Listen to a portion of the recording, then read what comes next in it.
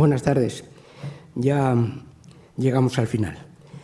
Cuando me invitaron a participar en estas jornadas, unas jornadas de archiveros, fundamentalmente ligado a los derechos humanos y a la memoria histórica,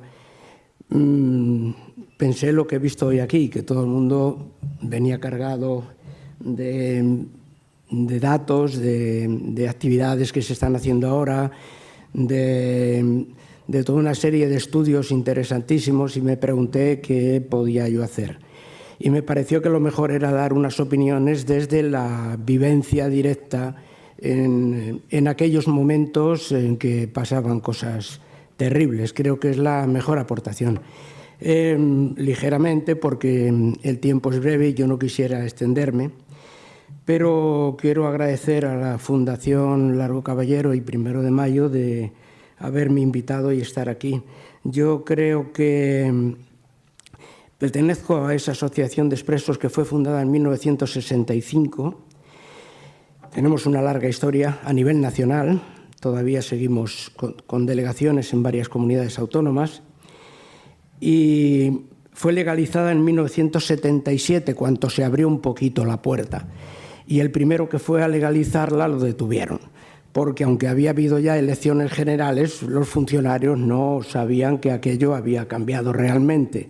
Y el atrevimiento de ir a poner encima de la mesa la petición de legalización de una asociación de rojos, pues aquello era muy fuerte y se quedaron con él. Lo soltaron enseguida, claro, porque aquello ya pues era un poco fuerte.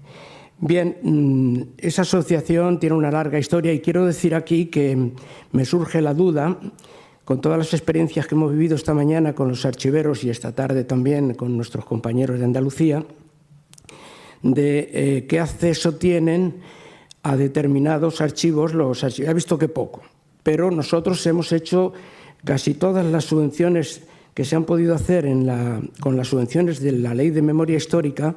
Hicimos proyectos para poder recuperar documentación y poderla llevar a los archivos.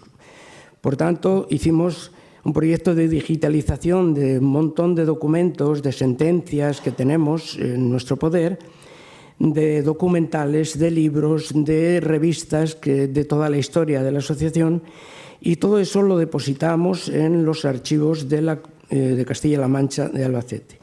Digo esto porque no sé el acceso que pueden tener los archiveros, ya que la mayor parte de las veces es complicadísimo, como han demostrado esta mañana. No obstante, nosotros tenemos esa documentación y, por supuesto, que está a disposición de todo el que quiera verla.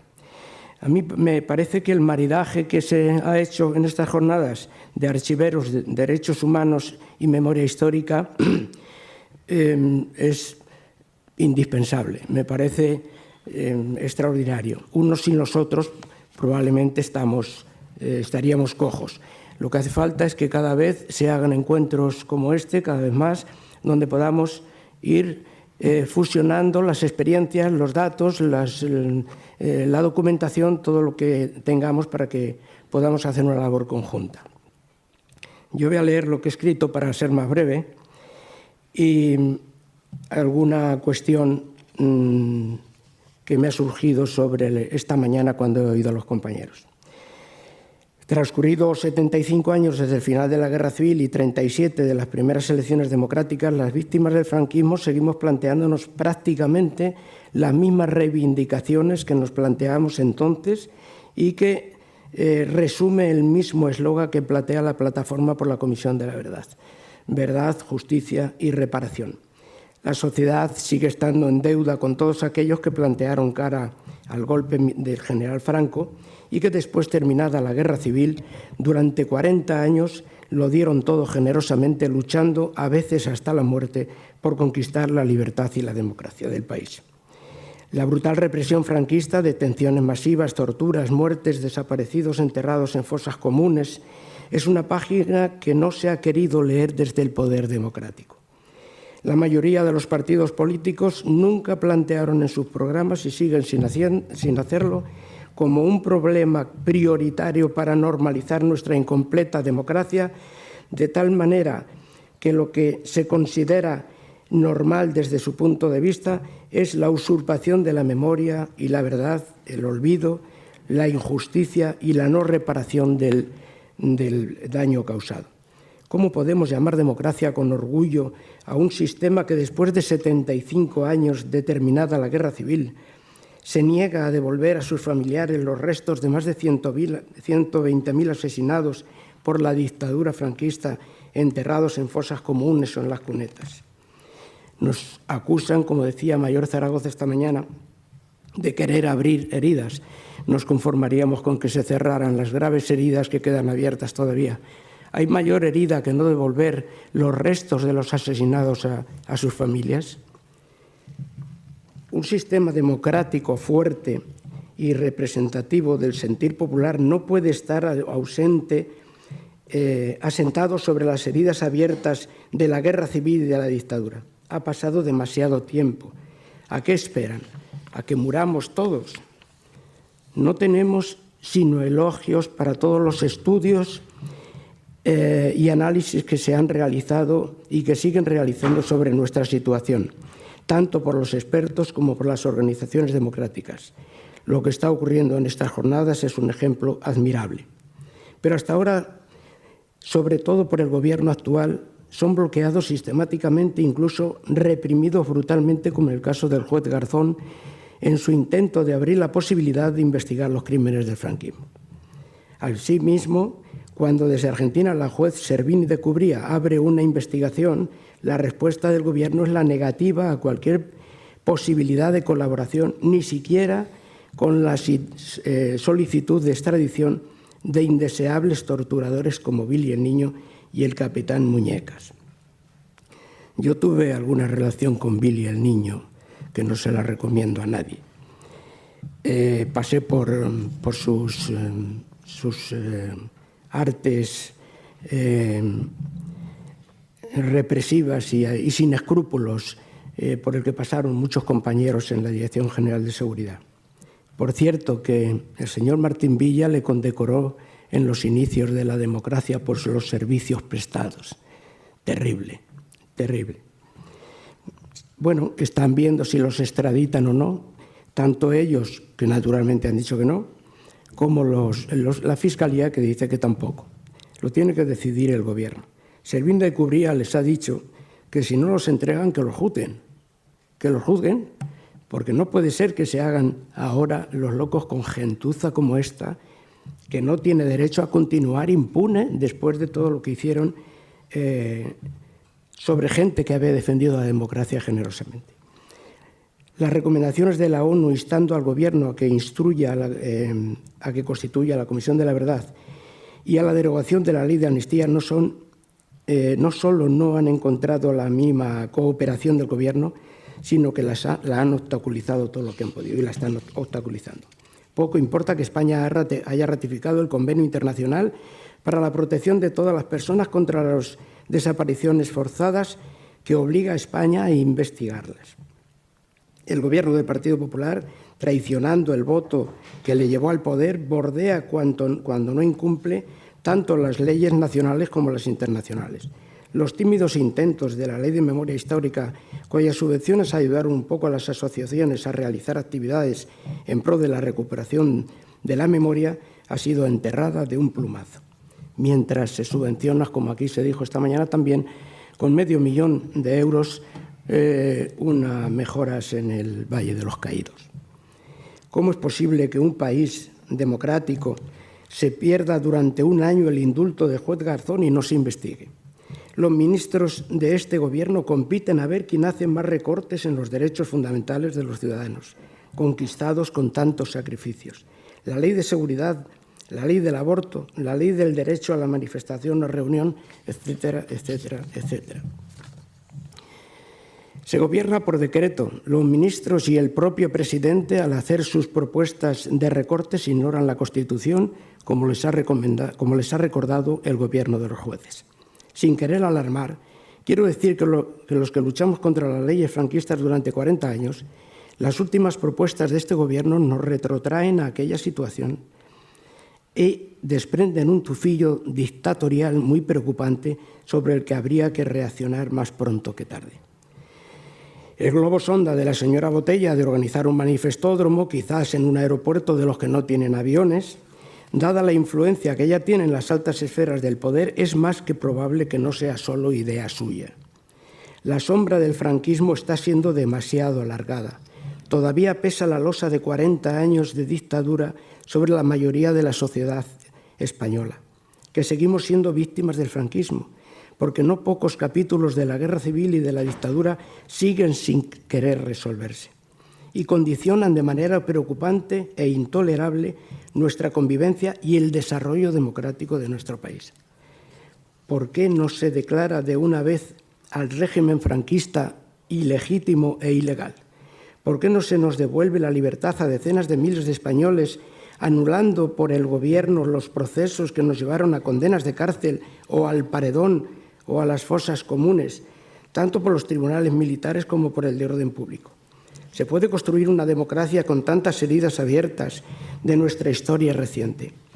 Nuestras plazas y nuestras calles, cuando no los monumentos o placas, siguen haciendo homenaje a los golpistas, a los asesinos, a los torturadores, a los usurpadores, mientras que las cunetas y las laderas de las montañas o bosques siguen llenas de fosas comunes donde decenas de miles de asesinados, de los que hicieron frente a los golpistas y a la dictadura, siguen esperando que un gobierno democrático decente, decidido a contar la verdad, a hacer justicia y a reparar el daño causado, devuelva sus huesos a esas familias heridas en lo más profundo de su ser por no poder recuperar a sus muertos.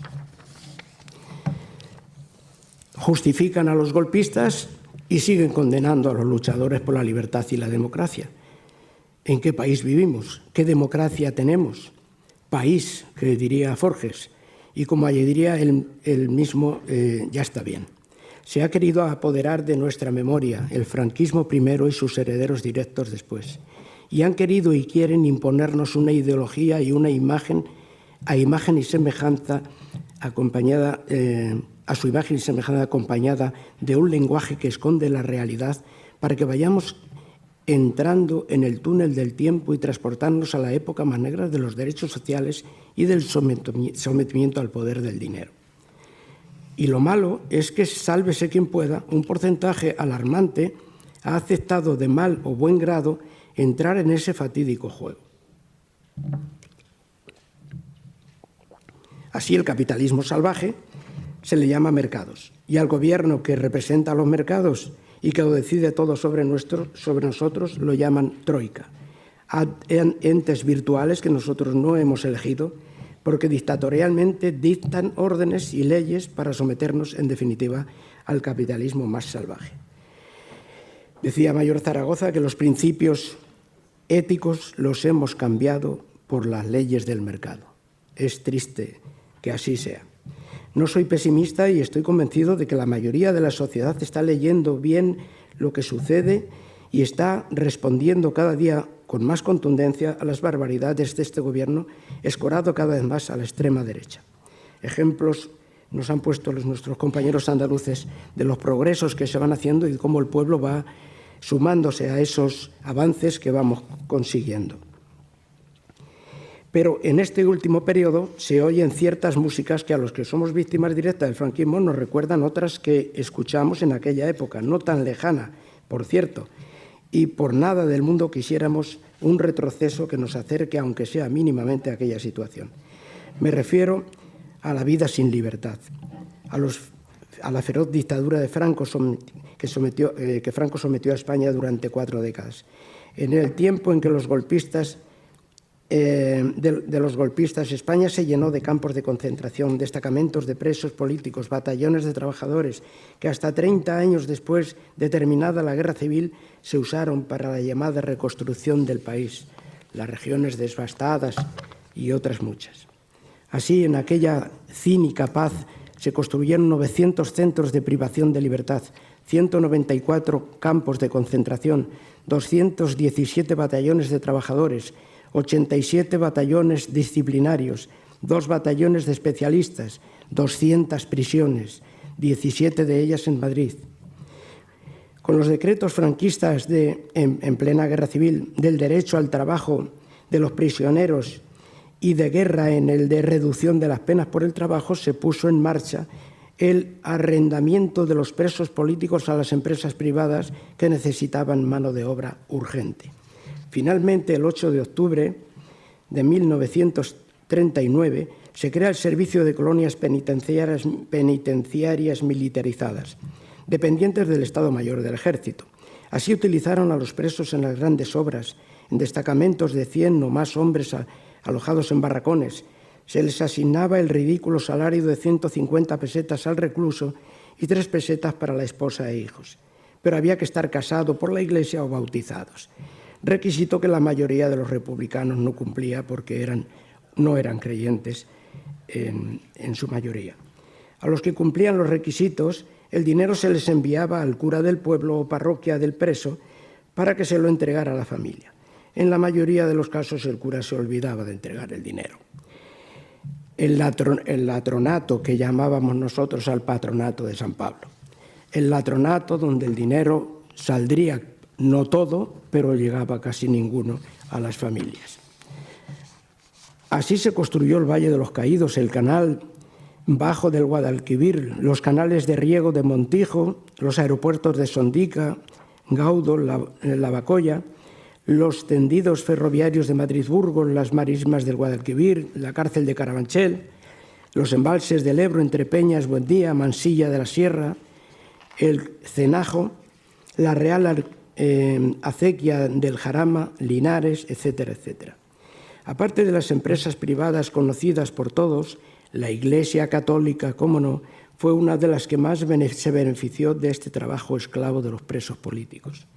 Hay que recordar que al término de la guerra había en las cárceles más de 300.000 presos, pero durante los 40 años de dictadura siguieron las detenciones arbitrarias. Toda persona podía ser sospechosa de oposición al régimen y, por supuesto, detenida incluso por una denuncia anónima que no se comprobaba nunca. Las torturas más atroces eran norma en los detenidos políticos. Los tribunales militares primero y a partir de 1963 el Tribunal de Orden Público dictaban penas de muerte o largos años de cárcel.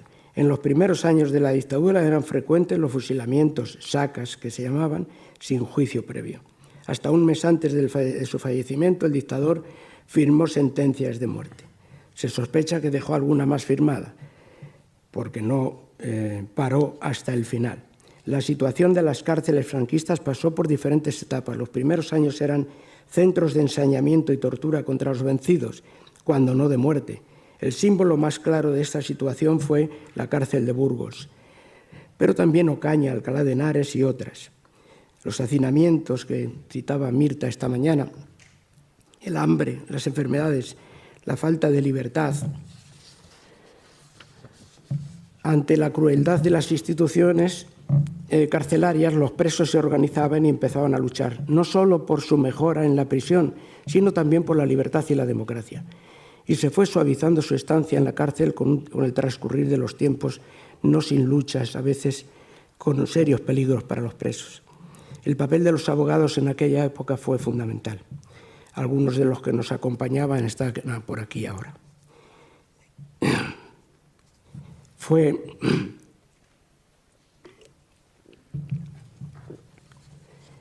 un aliento y una ayuda muy, muy importante. Y la de las mujeres también, aquí se citó esta mañana. Nosotros luchábamos por el estatuto del preso político, por esa mezcla que Franco hacía con mucha habilidad. Eran presos, delincuentes, daba igual que fueran comunes, que fueran políticos. Nosotros en la prisión de Soria hicimos una huelga de 10 días a vida o muerte, porque había 18 grados bajo cero. Quisimos hacerla para que fuera más dramática y que coincidiera con el 31 de diciembre, y los pobres canarios fueron al hospital corriendo por las taquicardias porque no aguantaban ese frío horroroso sin comer.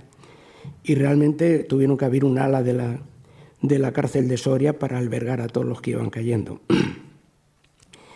Bien, las mujeres en la calle se encerraron en las iglesias y montaron una actividad permanente en defensa de los presos políticos que tuvo repercusión en España y en el extranjero. Ellas hicieron una labor incansable, no solo las que estuvieron en la cárcel también, que fueron muchas, sino las que estaban en la calle en el apoyo a los que estábamos dentro. Un hecho muy importante fue la cultura, los estudios. A la cárcel de Burgos se le llegó a conocer en todo el mundo como la Universidad Franquista. Todos estos logros costaron muchos sacrificios y muchas vidas. En los años 60, el régimen empezó a abrir nuevas prisiones para evitar la concentración en Burgos y que los presos se convirtieran en una fuerza de lucha contra la dictadura. Así se abrieron las cárceles de Soria, Segovia, Cáceres, Zamora para los curas rojos y otras. Quisieron que fueran cárceles de castigo para escarmiento del auge que la lucha obrera y estudiantil que se extendía por toda España, que ya se extendía por toda España. Pero llegaban tarde, porque el ejemplo de Burgos se fue extendiendo a la mayoría de las prisiones nuevas. A mí me tocó este último periodo y me atrevo a contar mi experiencia como ejemplo de ensañamiento del régimen durante los 40 años de dictadura. Fui detenido en 1967 por la político-social. Habían transcurrido 28 años después del final de la guerra.